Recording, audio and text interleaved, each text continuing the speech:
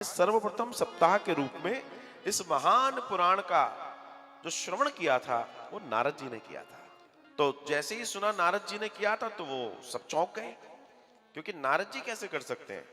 आप कह रहे हैं 7 दिन की कथा है, 7 दिन बैठना पड़ेगा, सुनना पड़ेगा। अच्छा, आपकी तरह नहीं, हम और आपकी तरह नहीं सुनना। वहां तो 7 दिन बैठना ही है और 7 दिन तक प्रभा चलेगा, ना कुछ अन्न है ना कोई जल है। ऐसे ही नारद जी ने सुनी, ऐसे ही परीक्षित जी ने सुनी। अब वो समय अलग था और उनकी बात अलग है। तो बोला नारद जी एक जगह कैसे बैठ सकते हैं, क्योंकि नारद जी को तो श्राप है, दक्ष का श्राप है कि आप एक घड़ी से ज्यादा कहीं नहीं ठहर सकते। तो कृपा करके बताइए साहब, ये समझ नहीं आया। सूर्य जी मुस्कुराए। सूर्य जी ने कहा बहुत अच्छा प्रश्न आपने किया है। तो सूर्य जी कहते हैं शौनकादिक, ये तो आज की बात है, इस कथा को तो आदि अनादि काल तक लोग सुनेंगे और कलयुग आरंभ हो गया है। तो ये तय मान के चलिए कलयुग में तो हर व्यक्ति श्रापित है।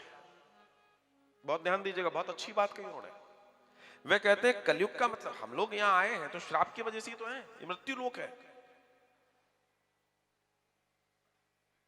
किसी क्रिया किसी कर्म की वजह से हमें फिर शरीर मिला है, ये योनि मिली है।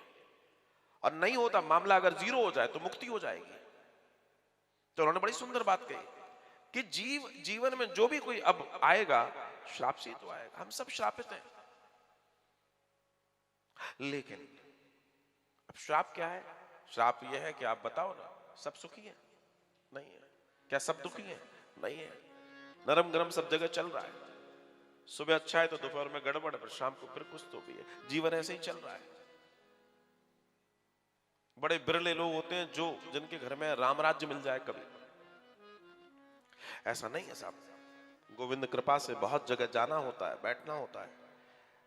कई बार ऐसे परिवार मिलते हैं जिनके यहां राम राज्य दिखता है।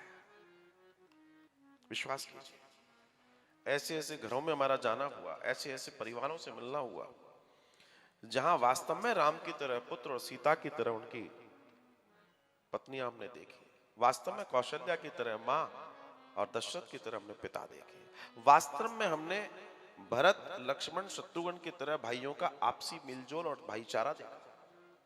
और वो दिखाने का नहीं, वास्तविक हमने देखा। मतलब हमने ये तक देखा कि माता पिता बैठे हैं तो बहुओं और बेटे खड़े हैं, उनके पोते नाती भी खड़े हैं, कितना ही बोला नहीं। और जब बैठने को बोला तो बड़े बड़े सोफे डले हैं उसमें नहीं बैठे, नीचे बैठे। ये सत्कार देखा, उनकी बातों का लहजा देखा, उनकी शालीनता देखी, उनकी पवित्रता देखी।